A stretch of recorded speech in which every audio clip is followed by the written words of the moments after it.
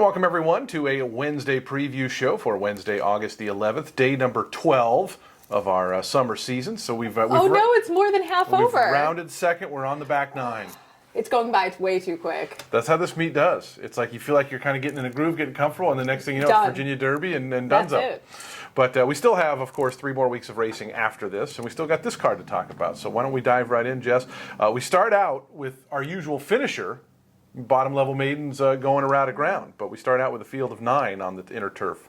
Tough way to start the day. I went with number 4 here, Magic Melody. A big step forward in her first try on the lawn. Repeat. I think a repeat of that puts her right in contention. I like that she only has 3 starts. There are a couple of horses in this race. I think at this point they have shown us all that they are going to show us. Yeah. And she still has some hope that she can make a step forward. Jimmy Vale aboard for Carla Morgan. Yeah, I saw the Gerald Bennett, who had one in on Monday, I think has another one in here, perennial leading trainer down at Tampa. But you're right, a lot of these horses have they've shown us what they got. That's why I kind of landed toward the 6, Darren's Darling, kind of same thing, just getting first-time Lasix. I'm convinced the rail was not great week 2. That was my angle on Moana Power the other day. And this one was kind of down there. So I thought, second time, so often that's when we see big improvement. I actually like horses that run terribly first time out because you get a bigger prize. And maybe they weren't that bad. Yeah. So, anyways, but yeah, I kind of agree with your look at this one. Should mention the number 9, Home by 7, who, for a barn that struggled this year, 0 for 50 on the season, but this horse at least has a couple of races, including on the turf back at Parks, that were not only good, but really close to breaking through the maiden ranks. Really close. Yeah. Not consistent, but this would be a horse maybe to use on the lower end of your exotics. And Parks is off for these next couple of weeks, so we might start seeing Chris Griffin come here to visit us. Shout out Chris Griffin, yeah.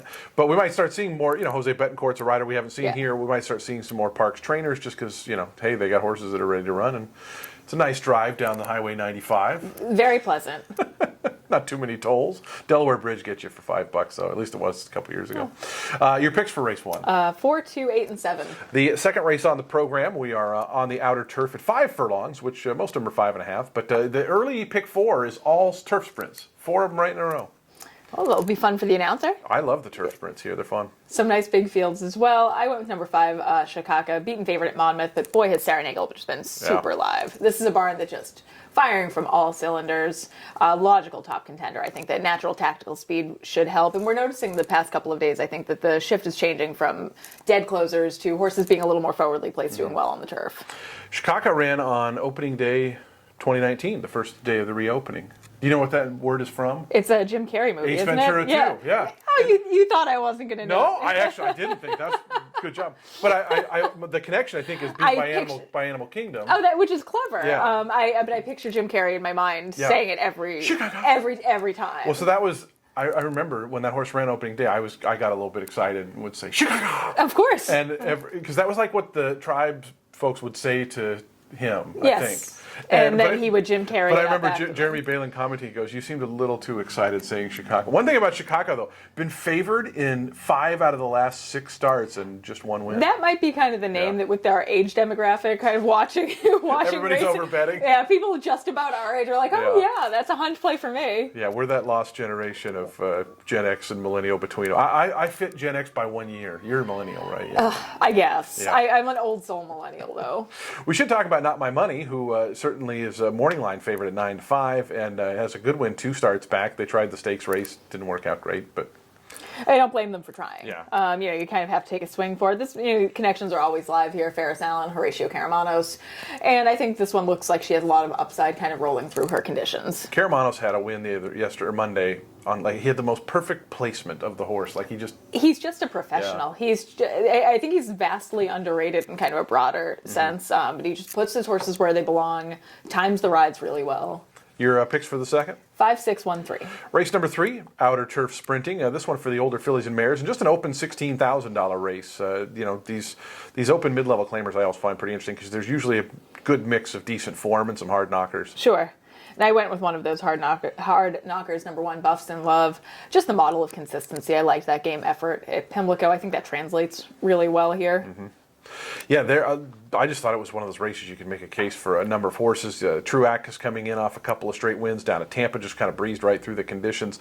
Foxy Lady was one I was a little bit intrigued on in the cutback, also one that was kind of coming off the rail back on week 2, and that's kind of going to be a little bit of an angle for me, at least this week. I think you'll get a good price on her, too. Yeah. And so, we shall see. But, I mean, the other thing I was interested in, Mauricio Nunez is a barn who won with that firster, Flowers for Chantel. Not a barn we've seen very much of, and he's got Discreet Kathy in here, first time for his barn. So I'm kind of curious if that's maybe a barn to watch. And that firster took some money. Oh, yeah.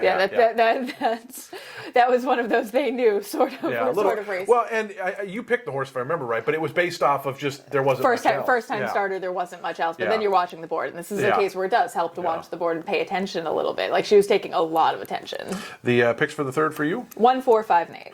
The fourth race, Outer Turf Maiden Race, and some first-time starters, and a couple, or at least one horse, I think a couple of horses, coming out of that race where they went 20-2 on the jackknife race. Yeah. Like, that was the most insane. They looked like they were going 20. I remember thinking, like, that's not even wrong on the board. Like, they just went, and it was Check the Grade who went that fast, who's in this race. And I think that's going to turn out to be a good race. I think Jackknife is going to turn out to be a really nice filly. I think the favorite that day, that it was a little too big and long and immature, I think she's going to turn out to be a really nice filly down the line.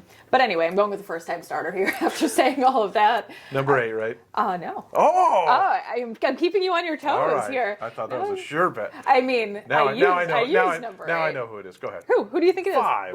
Yes. Yeah. I went with Street Tapper, trading steadily for her career debut. The thing I like, Street Boss as a stallion just produces these precocious, well-developed, run-early types. The dam showed some ability kind of throughout her career, and we've seen the Brett Calhoun barn pretty live here to start.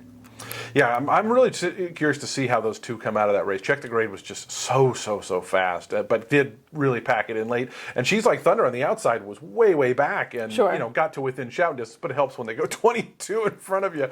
I'm also curious, the 4, Baby Luck. Gerardo Chero and Jorge Ordaneta have struck a few times this meet at big prices, and that horse has a sizzling workout last time out here at Colonial, 46-4. We'll have to ask the Clocker about that workout too, because I'm curious what his thoughts. Clocker Breeze. Our Clocker Breeze. It's the best name for a clocker ever. It's the best. It is. Also, multiple graded stakes winning trainer. And came through New England racing, so I love him. Your picks? 5, 9, 8, and 6. Fifth race on the card. It ends the early pick 4. It starts the late pick 5. Big transition race of sorts. 5.5 furlongs over the outer turf course and a bigger field here. A field of 12. And the favoritism, I think, all the way to the outside. Yeah, I'm eating some chalk here. I think Jamie Ness and Paco Lopez are a little tough to get past. He looks like an obvious threat. His form has been good, both turf, dirt, a lot of upside, making his third start of the form cycle, I think, too. So I like these horses kind of showing some ability, showing some interest coming back off the layoff. And that third start, I think he's really poised for a big effort. I lied. The favoritism not to the outside. The favoritism toward the horse you just mentioned, number 8. For some reason, I had the 12 highlighted. I mean, it's sort of towards the outside if it wasn't one of these big Colonial Downs fields. Yeah. But more abundance. Joseph Besker, owner who I think he was he the Michael Gill? No, I forget who he had horses with. But he had a ton of horses at Monmouth when I was working there. I thought he kind of had gotten out of the game, but I guess not. Yeah, everyone comes back eventually. We pull you right back in. But they got this horse from Joe Show. I know he claimed one here the other day, so obviously they're planning on running here. But that one, for a barn I haven't heard much of, Christopher Keller. I don't know that name. Do you? I do not. Yeah. We're about to learn. We're going to find out for sure. I was trying to think if there's anybody else in that race I wanted to mention. There was Mauricio Nunez, who's that trainer I just talked about. Steve Claceres has 7 gems. His barn has had a couple of live runners at this meet so far. Not sending a ton. We've seen the Florida shippers do pretty well, but this one's coming off pretty sound defeat to your pick. So I like him back on the grass, though. Yeah. I think he was one that really didn't benefit when his race came off the turf last time. Your picks for race 5? 8, 3, 2, and 12.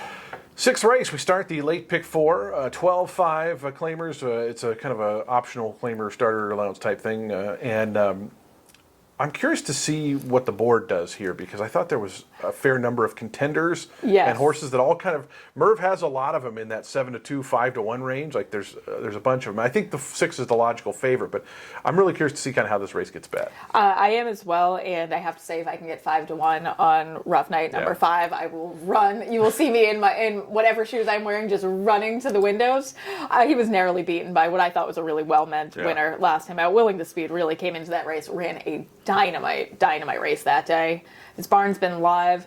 And I know this horse has gone winless this year, but he's a 7-time winner, sort of knocking on the door. Definitely knows how to find the winner's circle. But 5-1, like that's a gift if you can get that. A topic you've brought up on the show a few times is horses maybe going to Monmouth this year and not liking it. If you look back at Tampa, he's running pretty good. He goes to Monmouth 2 straight, just completely 0 efforts, right? Which is a hard thing because you don't want to really take sides on this whip issue, but there are some horses who, regardless of again what you think of this is the way they've been trained, and you're taking a tool or an aid that they have become accustomed to using and then not having it. There are some that just do require at this point, unless they're trained differently, a little extra encouragement. Yeah, ran a big race first time here, and it makes most sense. I thought coming off a nice race as well. Patrick Nuschbarn has been mostly live in very limited starts, but his horses are running. You can't argue with on the board with 4 or 5. Yeah, so your picks for the 6th? They are 5, 3, 6, and 4. We're going a mile and a 16th over the... Now, hold on. Now, they have this listed in my program as a dirt race. Is this a dirt race or a turf race? It's in... You know what it is? My Brisnet has... It's a mile and 16th dirt race. They have it as a 2-turn. That's what was throwing me off. But it's a 1-turn. It is a 1-turn. I've gotten confused about this as well. Yeah. So again, you're a Brisnet guy, MDRF sort of gal. They got it right. This is, it's one of those funny things that, when you've been a horse player for so long, you have a very specific thing that it has to be your way. Yeah. I tried using Brisnet and they're great. It felt different and too wrong to me. Yeah. No, I mean, like I said, I think format is a big thing with PPs. Like familiarity for me. It has to be comfortable with your eyes. But anyway, so mile and a 16th on the main track, which I don't know that we've had one of these since I've been here. I know we've had several miles, but the mile and 16th, just a little further down the chute. So it's a 1-turn mile and a 16th. The only other place you'll see that is Belmont, of course. And actually a park shipper in here I found kind of interesting, Mr. Thrifty, Michael Sanchez for Michael Pino. But which way did you go in here? I went with number 4, Corrado, who I know he's not named after him, but the money room operations manager at Suffolk Downs is Anthony Corrado. So a shout out to Anthony. I was thinking it was named after Corrado Soprano. I mean, probably, but junior soprano. But also, if you knew my Corrado, you'd understand. It's all the same. But again, this horse comes out for Shug McGahee, who has sent out some really nice runners so far this season. Homebred for Cortland Farms, has some pedigree, some back class. Lightly raced. The maiden win was a really sharp effort, and well, I don't think he's obviously as experienced or accomplished as some of the horses here. He is obviously still eligible non-winners of 2, but I think he's a really nice horse. Yeah, I thought the 2 and the 4 looked like, I don't want to say standouts. I'm real interested to see if the number 7 Apricot, this horse, if you go back to 2019, 2 and 3, 4 starts back, was like a really legit allowance type. Bred to be. I mean, this is bred by Godolphin, had all the. They tried the turf. The horse got a terrible start, like came away way behind everybody, just kind of stayed back there. And so I'm just wondering if that was like, hey, let's get a race in the horse and then set up for this one, because, mile 16th off a 3-year layoff. But I'm just I'm really curious. I don't necessarily like the horse. I just want to see. I have a lot of questions about the Mountaineer form. Why when exactly Godolphin unloaded this horse. I have many questions, but I'm intrigued. Yeah, it's going to be an interesting race. But I'm excited for the mile and 16th dirt. We had a mile one the other day, and it was a lot of fun. And remind me that those are 1-turn, please. Remind me Wednesday morning, because I'm so accustomed to that being a 2-turn thing. And yeah, a little different here. Your picks for the 7th? 4, 8, 2, and 6. 8th race, mile and an 1/8 on the inner turf. This will be the Virginia Derby course of sort, starting down at the top of the stretch. We're only 3 weeks away from the Virginia Derby. I know, how exciting is that? 20 days away. But inner turf fillies and mares going a mile and an 1/8, and a big full field going a mile and 1/8 too. Like, this race to me just has fun written all over it. Yeah, this looks like an exciting race. I went with English Charmer for my Garrow, a little bit of New England connection for me. I liked that this horse broke the ice last time out. We'll try to make it 2 in a row. It looked like a pretty good effort and a good field. The 3rd place finisher came back to win. Has the pedigree to run all day. I am just such a fan of these English channels doing just about everything. I was talking to actually Arch Kingsley yesterday about his steeplechase horse, Bossman, that won the race that I called. And it was just another classy 11-year-old English channel. They're just so useful. Yeah, I'm real curious about the 2 inside runners, just because No Down Days really came close to winning last time on the lead, and that was first time against winners. You like to see that good first effort against winners, and really the number 1 had kind of a good first time out against winners up at Monmouth. Was a little further back, but did make a nice run into, not only against winners, but against a higher price level of winners too. And so I thought both those horses a little bit interesting. There was a lot of different ways to go. like Why Not Tonight a lot as well, and we're seeing these Trombetta horses get a little undervalued at the windows pretty consistently. They come out really well spotted. They look great. They run really well, and yet you're still kind of getting them at, I think, a little bit of a value pretty consistently. Yeah, I thought there was some interesting little horses in this race. Treasure Tales coming up from Gulfstream, been running on the turf and running okay, good speed figure wise. Sarah Mia was a one I thought was going to be an interesting long shot here. Another one who's kind of on that rail from the first couple weeks, that angle for me. And then Color Crush was a big maiden winner here in Christmas, but everybody's kind of come back to not run great out of that race. Really not run great. Yeah. Really not run great. Yeah. So I'm passing there. I should mention Jane Sabelli's horse out on the outside, Fox Force 5, a debut winner for maiden 25. Kind of makes a logical next step up, I think. Sure, I like her. I used her in my selections as well. I like first try against winners. What are those selections? 7, 12, 1, and 2. We close out maiden claimers on the grass, going a mile, and as per usual, another big field here. And I thought the outside horse was going to be a pretty strong favorite here, Olympic Gold. That's who I used. Okay. This is really based on pedigree alone. The dam was a multiple graded stakes winner. The horse is the mare was a half sibling to Millionaire Red Giant. Homebred. This is a homebred who has clearly had some significant bumps in the road. There are a lot of layoff lines in this horse's past performances going back to 2019. So a 6-year-old maiden. I know. I do think this is the best horse. I like that he gets Karamanos aboard. The blinkers come off. He's run, his one start without blinkers really wasn't that hot, but he's probably significantly matured. Did you use Bassett at all? I did. He came up a little flat last time out, but I think a repeat of his last race sort of puts him right in the mix. And I like that he's lightly raced enough to still have a little bit of upside here. Yeah, I just thought those last two were both okay. Yeah, they were okay. In a race where there's maybe not a ton of okay. Your picks for the 9th and final? 12, 2, 8, and 11. Palmetto Blue. Yeah, a little bit of speed there. First time Lasix. Yeah, off the clean too. For a barn that likes to run here, there's a few. It seems like there's a whole handful of those that really point towards this meet and not a whole lot else. Sure, which does make kind of figuring out the form a little tougher. Yeah. Okay. Well, we will wrap up this edition of the program. Again, racing returning next week. We got the match series still to come this year, which is a dirt series of stakes races they've been running all over the Mid-Atlantic. Yeah. With some great Mid-Atlantic horses coming in. My tote bag that I bring to work, I carry all my stuff, is a match series bag. Of course, you're like a true racetracker. Oh, you just take your free thing. Stuff. If it's free, it's for me. It's the racetrack motto. I'm going to tell you one of my favorite stories ever. My buddy Vince, shout out Vinny, his whole wardrobe was racetrack polos, right? Of course. And he worked as a simulcast guy at River Downs. But, he'd go to every track and buy a new one. And he didn't buy them, he got them. Exactly. Yeah, 100%, he did 100% not right. buy them. 100%. Or bought them at greatly discounted rates. So Belterra buys River, and one of the management goes, and he, the next day he's wearing like a Turf Paradise shirt, and they're like, we don't want you to wear other track shirts here. He calls me and he goes, what am I supposed to wear? There goes this entire wardrobe. I had to go shopping. There's few people I love more than Vinny. Him and Luke Kreitbos were great friends. That's how I got to meet Luke. Anyways, well, let's wrap up a little story time here on the program. We got time. Give the people what they want.